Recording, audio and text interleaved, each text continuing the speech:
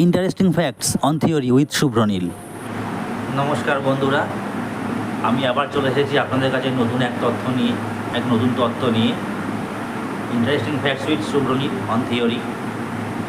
তো আজকে আমার যে বিষয়, সে বিষয়টা হলো যে ধর্ম কী। অ্যাকচুয়ালি আমরা যে বলি আমাদের যে ধর্মটা কী, সেই ধর্ম নিয়ে তথ্য আলোচনা করার জন্যই আজকে আমার এই ভিডিও। আশা করি সবাই আমার সঙ্গে থাকবেন আর আমাকে আরও বেশি সাপোর্ট করবেন।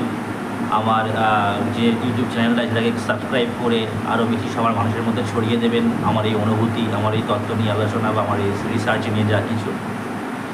তো বেশি কথা না বাড়িয়ে আমি শুরু করছি আজকে। যে ধর্ম কী, ধর্ম মানে হলো প্রত্যক্ষ অনুভূতি। প্রত্যক্ষ অনুভূতি মানে কি? সবার আগে জানতে হবে যে অনুভূতি কী। আমরা যেটা মনের মাধ্যমে অনুভব করি, প্রথমে মনের মাধ্যমে মনে যে তরঙ্গগুলো আসে, সেগুলো যে বুদ্ধি গ্রহণ করে, সেই যে অনুভূতি আমরা গ্রহণ করি, সেটাকে বলা হয় অনুভূতি। এবং এই অনুভূতি যখন প্রত্যক্ষভাবে হয়, কেমন প্রত্যক্ষভাবে? যে অনুভূতি সত্যের ওপর প্রতিষ্ঠিত, যে অনুভূতি সততার উপর প্রতিষ্ঠিত, যে অনুভূতি নিষ্ঠার উপর প্রতিষ্ঠিত, তার মাধ্যমে মানুষ মনের মধ্যে যে ভাবকে অনুভব করে, তার মাধ্যমে যে ধর্মের উৎপত্তি হয়, তাকেই বলা হয় ধর্ম। কেমনভাবে ধর্ম?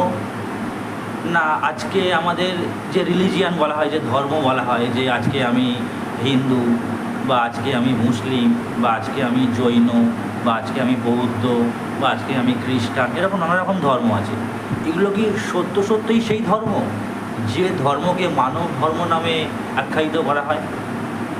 বলা হয় সবার উপরে মানুষ সত্য, সব ধর্মের উপরে বড় ধর্ম হলো মানব ধর্ম। যখন আপনার মানবতা, মানসিকতা, মানবিক মূল্যবোধ, বিবেক, সততা, নৈতিকতা, শিক্ষা এবং সংস্কৃতি একসঙ্গে মিলিত হয়, এইগুলো একসঙ্গে এইগুলোর মিশেলে যে প্রকৃত অনুভূতি আসে মানুষের মনে, তাকে বলা হয় ধর্ম। প্রত্যক্ষ অনুভূতি আর এই যে আলাদা আলাদা রিলিজিয়ান বা যে ধর্ম, দুটো কিন্তু সম্পূর্ণভাবে এক জিনিস নয়। আজকে হিন্দুদের একটা সংস্কার আছে, মুসলিম কমিউনিটির একটা সংস্কার আছে, খ্রিস্টানদের একটা সংস্কার আছে, বৌদ্ধদের একটা সংস্কার আছে, জৈনদের একটা সংস্কার আছে, নানা রকম ধর্মের নানা রকম সংস্কার আছে। এই সংস্কারের মূল বা প্রধান যে তত্ত্ব, তা কিন্তু এক, যে আধ্যাত্মিকতা এবং আমরা সবাই এক। প্রত্যেকটা মানুষ এক, প্রত্যেকটা জীব এক, প্রত্যেকটা পরমাণু এক, প্রত্যেকটা ইউনিভার্স বা গ্যালাক্সি যা কিছু, সমস্ত কিছু এক। সমস্ত চন্দ্র, সূর্য, গ্রহ, নক্ষত্র, তারা সমস্ত কিছুই এক। একে বলা হয় একত্ববাদ। এই একত্ববাদ যখন চরম পর্যায়ে উন্নীত হয়, যখন সেটা সূক্ষ্ম তত্ত্বের মাধ্যমে একদম সূক্ষ্ম পর্যায়ে পৌঁছায়, তখন যে তত্ত্ব উঠে আসে, তাকে বলা হয় অদ্বৈতবাদ।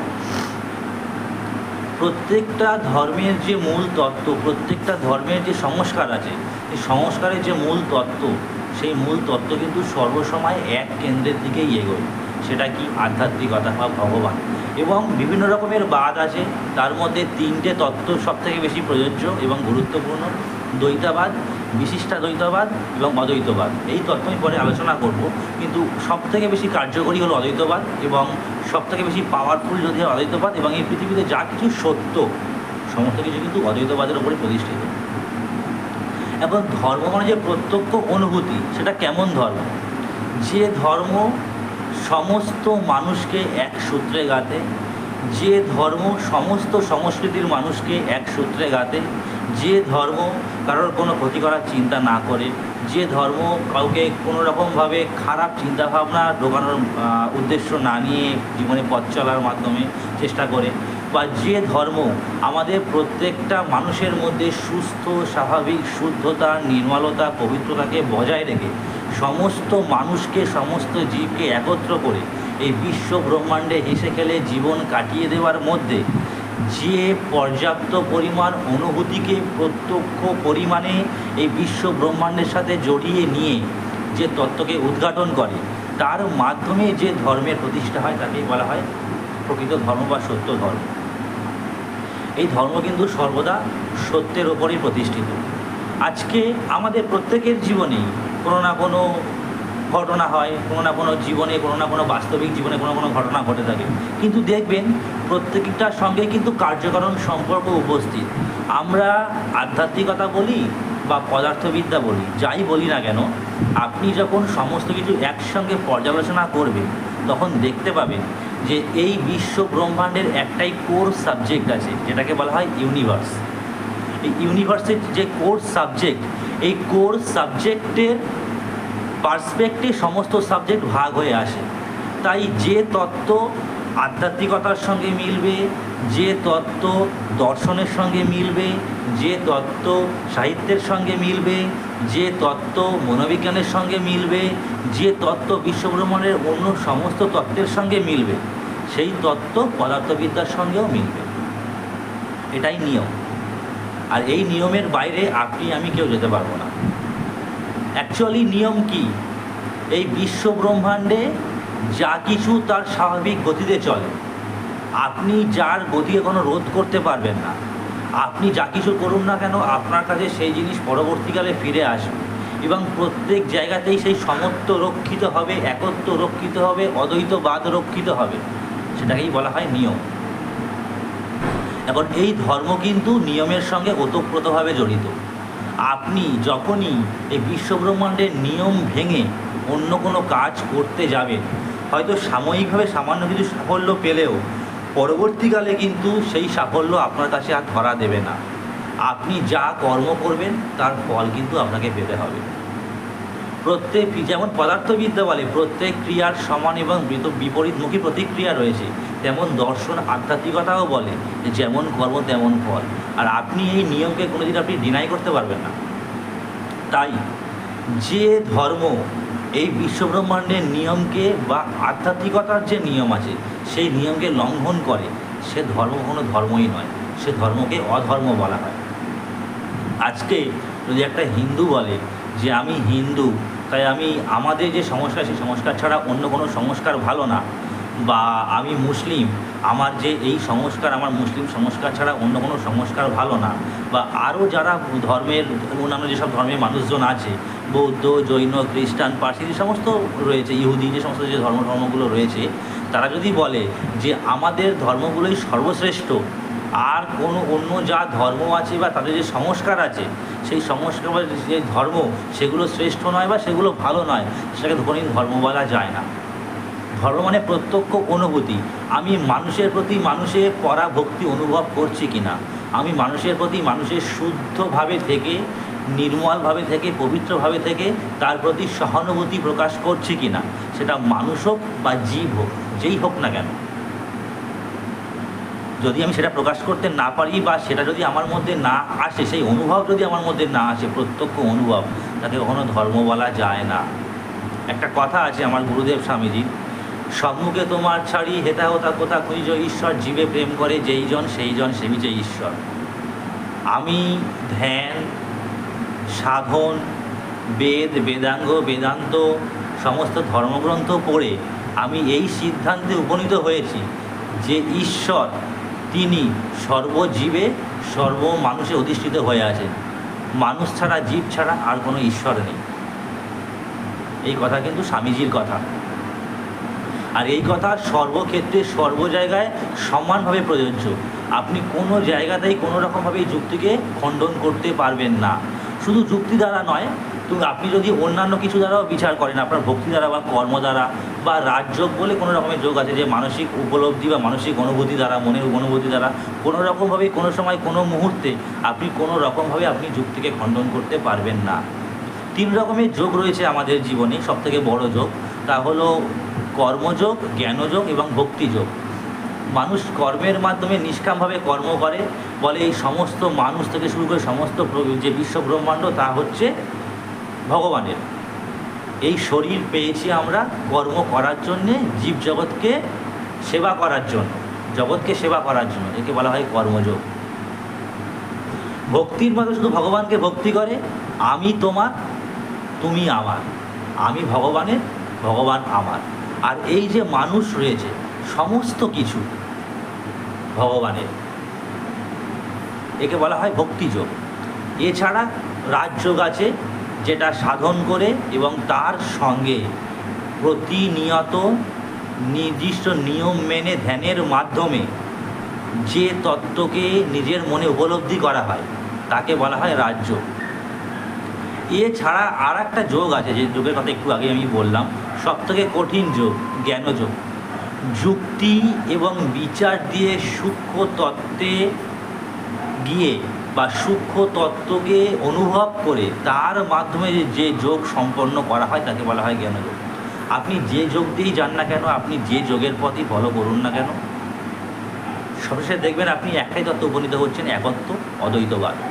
মানুষের প্রতি সহানুভূতি, মানুষের প্রতি সেই জায়গা থেকে শুদ্ধতা, নির্মলতা দিয়ে মানুষের সঙ্গে পাশে দাঁড়ানো, মানুষের ভালো করা, মানুষের পাশে দাঁড়িয়ে তার বিপদে রক্ষা করা, জগতের সেবা করা, এটাই ধর্ম।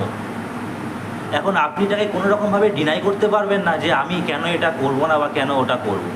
এবার ধর্মের অনেক রকমের কিছু কিছু ব্যাপার রয়েছে। যেমন কি ব্যাপার কি? যেমন আমি যদি বলি যে সমস্ত কিছু ভগবানের এবং আমি ভগবানের, ভগবানও আমার, বা এই বিশ্ব ব্রহ্মাণ্ড ভগবানের, বা সমস্ত মানুষের মধ্যে ভগবান বিরাজ করছেন, তাহলে সেক্ষেত্রে যদি কোনো খারাপ কিছু করে কোনো মানুষ, তাহলে সেক্ষেত্রে আমি কেন প্রতিবাদ করতে যাব? এটাও কিন্তু একটা প্রশ্ন আসে। যুক্তি দিয়ে যখন বিচার করবে তখন কিন্তু এই প্রশ্নটা আসে। প্রশ্ন হচ্ছে তার আগে আপনাদেরকে বুঝতে হবে যে আধ্যাত্মিকতা কী এবং আধ্যাত্মিকতা কোন লেভেলে গিয়ে কাজ করে। এই বিশ্বব্রহ্মাণ্ডে সবাই মানুষ। আমাদের এই পৃথিবীতে বিশ্বব্রহ্মাণ্ডে মনের 3টে স্তর আছে: অবচেতন, চেতন, অতিচেতন। অবচেতন স্তর যেটা, সেটা আমাদের ব্যবহারিক জীবনে বা আমাদের জীবনের ওই 3টে স্তরের সঙ্গে মিলিত। কেমনভাবে মিলিত? অবচেতন স্তর সুষুপ্তিতে কাজ করে। চেতন স্তর সর্বদা আমাদের চেতন যে ব্যবহারিক সত্তা, সেই ব্যবহারিক সত্তায় কাজ করে। আর যে অতিচেতন স্তর তা আধ্যাত্মিক সত্তায় কাজ করে। এবং আধ্যাত্মিক সত্তা যে সত্তায় আপনি অনুভব করতে পারবেন যে এই সমগ্র বিশ্ব ব্রহ্মাণ্ড এক ব্রহ্ম থেকে সৃষ্টি হয়েছে, অদ্বৈতবাদ, তা কিন্তু আধ্যাত্মিক সত্তা। এবং এই আধ্যাত্মিক সত্তাকে আপনি যখন ব্যবহারিক জীবনে প্রয়োগ করবেন, সাফল্য আপনার আসবে, কিন্তু সেক্ষেত্রে কিছু কিছু জায়গায় ব্যবহারিক সত্তাকে আপনি পুরোপুরি আধ্যাত্মিক সত্তার মতো কাজ করতে পারবেন না, কাজ করাতে পারবেন না। কেন পারবেন না? তারও কারণ রয়েছে। এই জগতে বৈষম্য রয়েছে। বৈষম্যই হলো সৃষ্টির মূল। আপনি যদি এখন বলেন যে সব জায়গায় সমত্ব রক্ষিত হবে সর্বসময় সর্বমুহূর্তে, তাহলে বিশ্ব ব্রহ্মাণ্ড চলবে না। আর যদি বিশ্ব ব্রহ্মাণ্ড যদি নাই চলে, তাহলে আমার আপনার কোনো গুরুত্ব নেই। তাই গুরুত্ব থাকবে বৈষম্যের দৃষ্টিতে এবং আধ্যাত্মিকতাও থাকবে শুদ্ধতার দৃষ্টিতে। কেমনভাবে চলতে হবে? আমরা প্রত্যেকে সবাই সবার মতো স্বাধীনভাবে চিন্তা করব, মনের শুদ্ধতা বজায় রেখে, নির্মলতা বজায় রেখে, পবিত্রতা বজায় রেখে। এই চিন্তাভাবনার মাধ্যমে সব কিছু ভালোর দিকে এগোবে, সব কিছু ভালোভাবে হবে এবং আমরা সমস্ত কিছু ভালোভাবে কার্য করব, শুদ্ধভাবে কার্য করব। তার সঙ্গে আধ্যাত্মিকতাকে অনুসরণ করব, আধ্যাত্মিকতাকে নিজের মনের মধ্যে নিয়ে আধ্যাত্মিকতার ভাবে নিজের পথ চলব। এইরকমভাবে যদি আপনি চলতে পারেন, তাহলে সেক্ষেত্রে একত্ব ঠিক থাকবে। তা না হলে আপনার কিন্তু ওই যুক্তি আসবে যে তাহলে সমস্ত কিছু যখন ভগবান, তাহলে কেন আমি সেই জায়গা থেকে ও যদি খারাপ কাজ করে তাহলে আমি কেন প্রতিবাদ করবো না। তাহলে ও যদি খারাপ কাজ হয়, সে কিন্তু আধ্যাত্মিকতার বিরুদ্ধে যাচ্ছে। কেমনভাবে বিরুদ্ধে যাচ্ছে? যে আপনার সামনে হয়তো কোনো দরিদ্র দুঃখী মানুষ আছে, যদি কোনো বড়লোক বা কোনো পাওয়ারফুল কোনো মানুষ যদি তার উপরে বিনা অপরাধে অত্যাচার করে, আপনি সেটা মেনে নেবেন? যদি মেনেই নেন, তাহলে তো আপনার সত্য রক্ষিত হলো না। আধ্যাত্মিকতা কোনোদিন সত্যকে লঙ্ঘন করতে বলে না, ধর্ম কোনোদিন সত্যকে লঙ্ঘন করতে বলে না। যখন আপনি অন্যের জন্য সহানুভূতির জায়গায় যাবেন, যখন আপনি দেখবেন যে অন্যের জন্য আপনার মনের মধ্যে সহানুভূতি প্রকাশ পাচ্ছে, অন্যের দুঃখে আপনার মন কিছু সময়ের জন্য হলেও দুঃখ কষ্ট পাচ্ছে, একজনের না, সবার জন্য। তবে যারা খারাপ কাজ করছে, যারা উল্টোপাল্টা কাজ করে, বাজে কাজ, তাদের জন্য না, তারা বাদ দিয়ে বাকি সবার জন্য যদি আপনার মন কাঁদে, যদি কোনো পশু পাখি কষ্ট পায় তার জন্য যদি আপনার মন কাঁদে, তাহলে জানবেন সেখানে আপনার ধর্মের সোপান শুরু হয়েছে। আপনি সবে ধর্মের যে সিঁড়ি, ধর্মের যে সোপান, তার কাছাকাছি গেছেন। তবে সেক্ষেত্রে আর একটা কথা আছে, আমার গুরুদেবের যে গুরুদেব, আমি যাকে গুরুদেব বলে মানি, স্বামীজি, ওনার যে গুরুদেব ছিলেন ঠাকুরের একটা কথা আছে যে ভাবের ঘরে চুরি করলে হবে না। আমি পশু পাখির সঙ্গে সহানুভূতি দেখালাম, অথচ মানুষকে আমি সেই জায়গা থেকে আমি বিচার করলাম না বা মানুষের প্রতি সহানুভূতি প্রকাশ করলাম না, সেটাকে ধর্ম বলা হয় না। এই বিশ্ব ব্রহ্মাণ্ডের সর্বশ্রেষ্ঠ জীব হচ্ছে মানুষ। আমরা টোটালি 11টা ডাইমেনশানে বাস করি। 11টা ডাইমেনশান হচ্ছে দৈর্ঘ্য, প্রস্থ, উচ্চতা, সময়, তার সঙ্গে হচ্ছে রূপ, রস, বর্ণ, গন্ধ নিয়ে যে চক্ষু, কর্ণ, নাসিকা, জিহ্বা, ত্বক, যে ঘ্রাণ রয়েছে, আমাদের যে শব্দ রয়েছে, আমাদের যে রূপ রয়েছে, আমাদের পরের 5টা ডাইমেনশান, 5 আর 4 হলো 9। তারপরে আর একটা পাওয়ারফুল ডাইমেনশান আছে যেটাকে বলা হয় মন। মন কিন্তু নিজে একটা ডাইমেনশান, এবং মন ডাইমেনশানের নিজের ডাইমেনশানের পরিপ্রেক্ষিতে সেকেন্ডে সেকেন্ডে কোটি কোটি ইউনিভার্স তৈরি করে। এই 10টা ডাইমেনশান যখন শেষ হয়, এই 10টা ডাইমেনশানকে ঠিকঠাকভাবে বুঝলে তারপরে আরেকটা ডাইমেনশানকে অনুভব করা যায়, যে ডাইমেনশানে আপনি বুঝতে পারবেন ধ্যানের মাধ্যমে বা যুক্তি দিয়ে বিচার করলে আপনার মধ্যে প্রত্যক্ষ অনুভূতি আসলে যে বাস্তবে বিশ্ব ব্রহ্মাণ্ডের সমস্ত কিছু এক, এবং আপনার এই শরীর নয়, শরীরের পশ্চাতে এক অনন্ত আত্মা বিরাজমান। এই যে আত্মা, এই যে ব্রহ্ম, একে বলা হয় 11th ডাইমেনশান। আপনি যদি স্প্রিং থিওরি কখনো পড়ে থাকেন, তাহলে আপনি এই জিনিসটা পুরোপুরি বুঝতে পারবেন আরও ভালোভাবে। যদি আপনি স্ট্রিং থিওরি না বুঝতে পারেন, বা স্ট্রিং থিওরি যদি আপনি পড়ে না থাকেন স্ট্রিং থিওরি ডাইমেনশনের ব্যাপারে, তাহলে আপনি এই থিওরি বুঝতে পারবেন না। আমি যে থিওরিগুলো বলে আছি, এই থিওরিগুলোর ভেতরে অনেক বড় বড় তত্ত্ব রয়েছে, যেগুলো আমি এই মুহূর্তে এখানে ব্যাখ্যা করছি না। শুধু ধর্ম এবং প্রত্যক্ষ অনুভূতিকে ব্যাখ্যা করার জন্য, তার সঙ্গে যুক্ত যে তত্ত্বগুলো রয়েছে সেগুলোকে বোঝানোর জন্যই আমি জিনিসগুলো ছোটো ছোটো করে ব্যাখ্যা করে যাচ্ছি। এখন যে ধর্ম মানে প্রত্যক্ষ অনুভূতি, সেই ধর্ম সমস্ত মানুষকে, সমস্ত জীবকে একই বন্ধনে আবদ্ধ করে। সেই যখন আমি আবদ্ধ করব, তখন যেন কেউ কারোর ক্ষতি না করে, তখন যেন কেউ কারোর খারাপ না করে, কেউ কারোর যেন খারাপ না চায়, ভুল যুক্তি না দেয়, বা খারাপভাবে যেন কারোর সঙ্গে খারাপ ব্যবহার না করে জোর করে। যদি খারাপ ব্যবহার করে তাহলে সে তো অধার্মিক। আর আপনি যদি আধ্যাত্মিক হয়ে, আপনি যদি ধার্মিক হয়ে অসত্যকে সাপোর্ট করেন, অসত্যকে আপনি আরও বেশি সামনের দিকে অগ্রসর হতে বাধা না দিয়ে আরও যদি আপনি তাকে সাপোর্ট করেন, তাহলে আপনি জানবেন আপনিও কিন্তু অধর্মের পথে চলছেন। বাস্তব বলুন, আর আমাদের বাস্তবের পরে যে অতি চেতন সত্তা রয়েছে, অতি চেতন ভূমি রয়েছে, সেই ভূমির যে ভাব বলুন, সেই ভাব এবং বাস্তব যে ভাব, দুটো ভাবকে যতই আপনি এক জায়গায় মেলান না কেন, আপনি দেখতে পাবেন দুটো জায়গায় মিললে সর্বসময়ের জন্য একটাই ভাব সর্বসময়ের জন্য প্রতিষ্ঠিত থাকে। তা হলো অনুভব, প্রত্যক্ষ অনুভব, মানুষের প্রতি, জীবের প্রতি সহানুভূতি, অনুভব, সবার সঙ্গে ভালোভাবে চলা, সবার সঙ্গে ভালোভাবে মেশা, সৎ কার্য করা। সবাই যদি সেই পথে যায়, বা কেউ যদি কখনো কোনো খারাপও কোনো কিছু কাজ করে ফেলে, আপনার উচিত তাকে ভালো দিকটা বোঝানো, বুঝিয়ে তাকে সেই জায়গা থেকে ফিরিয়ে আনা। এখন আমাদের বাস্তবে অনেকেই আছে যে আপনি তাকে একটা কোনো ভালো কথা বললে সে শুনলো না। আপনি কিন্তু আপনার কাজ করেছেন, আপনি কিন্তু সর্বসময় আপনার মনে সেই সত্যকে প্রতিষ্ঠা করে, সত্যের প্রতি নিষ্ঠা রেখে আপনি আপনার সৎ পথে চলেছেন। সে শুনলো কি না শুনলো তার ব্যাপার। কারণ এই অভিব্যক্তির মাধ্যমে বিশ্বব্রহ্মাণ্ডের যে নিয়ম, সেই নিয়মে আপনি লাইফ সায়েন্স বলুন, ফিজিক্যাল সায়েন্স বলুন, যাই বলুন, সব জায়গাতে কিন্তু অভিব্যক্তি বর্তমান, কার্যকরণ সম্পর্ক বর্তমান, টাইম বর্তমান, স্পেস বর্তমান। তাই অভিব্যক্তির মাধ্যমে কালে সবাই চরমে উঠবে, আজকে না হোক কালে, কারো 2 দিন দেরি হবে, কারো 10 দিন দেরি হবে, কিন্তু সবাই কিন্তু কালে একদিন সেই চরম জায়গায় পৌঁছবে। তাই আপনি আপনার কাজটা করবেন, আপনি ভালোটা তার মধ্যে ঢোকানোর চেষ্টা করুন। সে যদি নেওয়া হয় সে অবশ্যই নিয়ে নেবে। এই যে কার্য, এই কার্য করার মাধ্যমে মানুষ যে পথে এগোয়, সেই পথকে বলা হয় আধ্যাত্মিকতার পথ। আর এই আধ্যাত্মিকতার পথকে অনুসরণ করে সত্যের প্রতি নিষ্ঠা রেখে শুদ্ধতা, নির্মলতা, পবিত্রতাকে বজায় রেখে যখন আপনি আপনার মনের অনুভবের যে স্তর আছে সেই স্তরকে বাস্তবে নিজের ভাবে রূপান্তরিত করে যে পথে এগোবেন তাকে বলা হয় ধর্ম।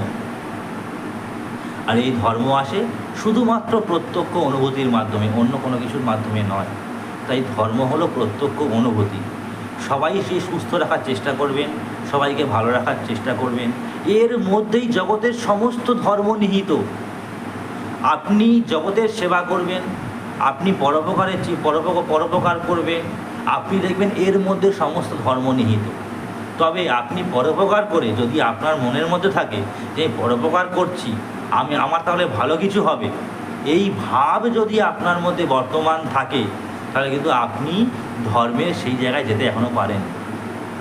নিষ্কামভাবে কর্ম করা, নিষ্কাম মানে কোনো কামনা বাসনা থাকবে না। কেমনভাবে? আপনি আপনার জন্য যেমন কর্ম করবেন ঠিক তেমনভাবে কর্ম অন্যের জন্যও করবেন।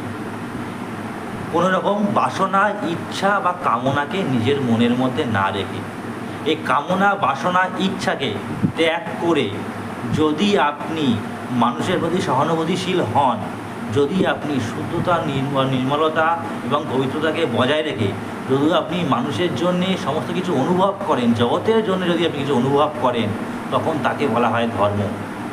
আর এই ধর্ম বলে বিশ্ব ব্রহ্মাণ্ডের সমস্ত সংস্কৃতির সমস্ত মানুষকে, বিশ্ব ব্রহ্মাণ্ডের সমস্ত প্রজাতির সমস্ত জীবকে, বিশ্ব ব্রহ্মাণ্ডের সমস্ত অণুকে, পরমাণুকে, সমস্ত গ্যালাক্সিকে, সমস্ত সূর্য, চন্দ্র, গ্রহ, নক্ষত্র, তারাকে, সমস্ত অবজেক্টকে একসাথে মেলাতে।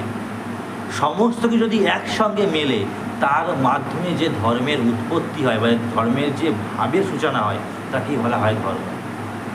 আমি বারবার ধর্মের ভাবের কথা বলছি, সেই ধর্মের ভাবের মধ্যে কিন্তু ধর্মের সেই অন্তর্নিহিত সত্য নিহিত। কারণ আমি কিছুক্ষণ আগে আপনাদেরকে একটা কথা বললাম যে আমরা যে সংস্কৃতিকে, আমরা যে রীতিনীতি, আচরণকে, নিয়মকে আমরা ধর্ম নামে আখ্যায়িত করছি, প্রকৃতপক্ষে সেটা কিন্তু ধর্ম বা রিলিজিয়ান বলা হয় না। কারণ হিন্দুদের যদি বিবাহ হয় শাখাপলা পরে, মুসলিমদের যদি বিবাহ হয় শাখাপলা পরে না, আল্লাহর কাছে প্রার্থনা করে। যদি খ্রিস্টানদের বিবাহ হয় হাতে আংটি পরে, গডের কাছে প্রে করে। যেই ভগবান, সেই আল্লাহ, সেই গড, সেই সমস্ত কিছু এক ঈশ্বর, এক ব্রহ্ম, এক ভগবান এই বিশ্বব্রহ্মাণ্ডে বিরাজমান, তিনি সমস্ত কিছু হয়েছেন। এই তত্ত্ব যদি আপনার মনে একবার উপলব্ধি আসে অদ্বৈতবাদের, যদি নাও আসে, আপনি দ্বৈতবাদেও বিশ্বাসী হন, আপনি যদি বিশিষ্টাদ্বৈতবাদেও বিশ্বাসী হন, তাও মানুষকে ভালো করার মাধ্যমে, সহানুভূতিশীল হওয়ার মাধ্যমে এবং পবিত্রতা, শুদ্ধতা, নির্মলতা বজায় রাখার মাধ্যমে মানুষের প্রতি যে দায়িত্ব, কর্তব্য, জগতের প্রতি যে দায়িত্ব, কর্তব্য, সেই কর্তব্য সুষ্ঠুভাবে পালন করেন, তাহলে আপনি জানবেন যে আপনি ধার্মিক। যদি আপনি তা না করেন তাহলে আপনি নিজের মনেই বুঝতে পেরে যাবেন পরবর্তীকালে কোনো না কোনো এক সময়। কারণ আমাদের প্রত্যেকের মধ্যে বিবেক রয়েছে, বিবেক কিন্তু কোনো মিথ্যা কথা বলে না। জীবনে কোনো না কোনো একটা সময়, কোনো না কোনো মুহূর্তে, কোনো না কোনোভাবে আপনি মরার একটা সেকেন্ড আগে হলেও, মরা মানে দেহত্যাগ করা, দেহত্যাগ করার এক সেকেন্ড আগে হলেও কিন্তু আপনি বুঝতে পেরে যাবেন যে এইগুলো ঠিক হয়নি বা এইগুলো ঠিক নয়। যদি আপনি বুঝতে পারেন তাহলে জানবেন সেই বুঝতে পারার ওই মোমেন্টেই আপনার মধ্যে সত্যের অনুভব হলো, আপনি সত্যকে দর্শন করলেন, আপনি সত্যকে প্রত্যক্ষ করলেন। যেই মুহূর্তে আপনি সত্যকে দর্শন করবেন, অনুভব করবেন, প্রত্যক্ষ করবেন, আপনি সেই মুহূর্তেই বুঝতে পেরে যাবেন সেখানেই আপনার ধর্মের শুরু হলো। এই ধর্ম প্রত্যেকটা মানুষকে, প্রত্যেকটা জীবকে নিজের কাছে টানে, প্রত্যেকটা জীবকে, প্রত্যেকটা মানুষকে সেই একই বন্ধনে আবদ্ধ করে। কোন বন্ধন? ভালোবাসার বন্ধন, প্রেমের বন্ধন, মায়ার বন্ধন নয়। কিন্তু মায়াবাদ কিন্তু আলাদা। শঙ্করাচার্য অদ্বৈতবাদ পড়লে তার সঙ্গে মায়াবাদ পড়লে মায়াবাদ বুঝে যাবেন। মায়াবাদের অনেক বড় তত্ত্ব আমি এই ভিডিওতে বলছি না। এই রকমভাবেই প্রত্যেকটা মানুষ ভালো থাক। আশা করি আপনারা ধর্ম কি বুঝেছেন। যদি আপনাদের কোনো প্রশ্ন থাকে আপনারা কমেন্ট করতে পারেন, আমি তার উত্তর দেব। যে সমস্ত টপিকগুলো নিয়ে আমি ছোটো ছোটো করে বলে গেলাম, সেইগুলো সম্বন্ধে যদি আপনাদেরকে জানার ইচ্ছা থাকে আপনারা কমেন্টে লিখতে পারেন, আমি উত্তর দেব। এছাড়াও যে কোনো বিষয়ে, বিশ্ব ব্রহ্মাণ্ডের যে কোনো বিষয়ে, যে কোনো তত্ত্বের ওপরে যদি আপনাদের মনে হয় কিছু জানার আছে, আপনারা আমাকে জিজ্ঞাসা করতে পারেন। আমি চেষ্টা করব আপনাদেরকে সাহায্য করার, এবং আপনাদের মনে যদি কোনো কৌতূহল থাকে সেই কৌতূহলের নিবারণ করার। আশা করি সবাই ভালো থাকবেন, সুস্থ থাকবেন, স্বাভাবিক থাকবেন। এরকমভাবেই জগৎ এগিয়ে চলুক, ধর্মের মাধ্যমে, ধর্মের প্রকৃত অনুভূতির মাধ্যমে, এবং মানুষকে সুস্থভাবে স্বাভাবিক চিন্তা দান করার মাধ্যমে, প্রত্যক্ষ অনুভূতির মাধ্যমে, শুদ্ধতা, নির্মলতা, পবিত্রতার মাধ্যমে। আর চাই দুটো জিনিস: অসীম ধৈর্য, অসীম সাহস, আর তার সঙ্গে সর্বোচ্চ জিনিস অধ্যাবসায়। ধৈর্য, সাহস, অধ্যাবসায়, এই তিনটে জিনিস থাকতে হবে। তার সঙ্গে প্রত্যক্ষ অনুভূতি থাকতে হবে। এই চারটে জিনিস যদি একসঙ্গে রাখেন, আপনি বুঝতে পেরে যাবেন সত্য কাকে বলে, সত্য কী। সত্যকে দর্শন করার পরে আপনার এই বিশ্ব ব্রহ্মাণ্ডে কোনো কিছু জানতে বাকি থাকবে না। আপনি নিজের মনে উপলব্ধি করতে পারবেন, সমস্ত কিছু বুঝতে পারবেন, জানতে পারবেন, কারণ আপনার মধ্যে অনন্ত শক্তি, অনন্ত জ্ঞান, অনন্ত প্রেম, অনন্ত ব্রহ্ম বিরাজমান, যিনি নিরাকার, নির্বিকার, নির্গুণ, অবিনাশী, কালজয়ী, শাশ্বত, চিরন্তন। সেই ব্রহ্মই বিরাজমান, সেই এক ব্রহ্মই সমস্ত কিছু হয়েছে। এই বিশ্ব ব্রহ্মাণ্ড একই ব্রহ্মের অভিব্যক্ত রূপ। আপনি কপিলের মহত্তত্ত্ব যদি পড়ে থাকেন বা যদি না জেনে থাকেন, পরবর্তীকালে যদি জানার ইচ্ছা হয় কমেন্ট করবেন, আমি অবশ্যই জানিয়ে দেব। অসংখ্য ধন্যবাদ। সবাই ভালো থাকবেন, সুস্থ থাকবেন, স্বাভাবিক থাকবেন। আশা করি এরকমভাবেই সবাই জীবনের পথে এগিয়ে চলবেন। একদিন আসবে যখন এই পৃথিবীতে সবাই সেই সমস্তভাবে উন্নীত হয়ে, চরমভাবে উন্নীত হয়ে, জগৎকে সেবা করার মাধ্যমে নিজেদের জীবনের পথকে সুগম করবে। আর যেদিন এইটা বিশ্ব ব্রহ্মাণ্ডের প্রত্যেকটা জীবের মধ্যে আসবে, প্রত্যেকটা মানুষের মধ্যে আসবে, তো সেদিনই শুরু হবে কল্পান্ত, সেদিনই কল্পান্তের সূচনা হবে। নমস্কার, সবাই ভালো থাকবেন, সুস্থ থাকবেন। আশা করি সবাই ধর্ম কি বুঝতে পেরেছেন। যদি কোনো সমস্যা থেকে থাকে আপনারা কমেন্ট করবেন। অসংখ্য ধন্যবাদ।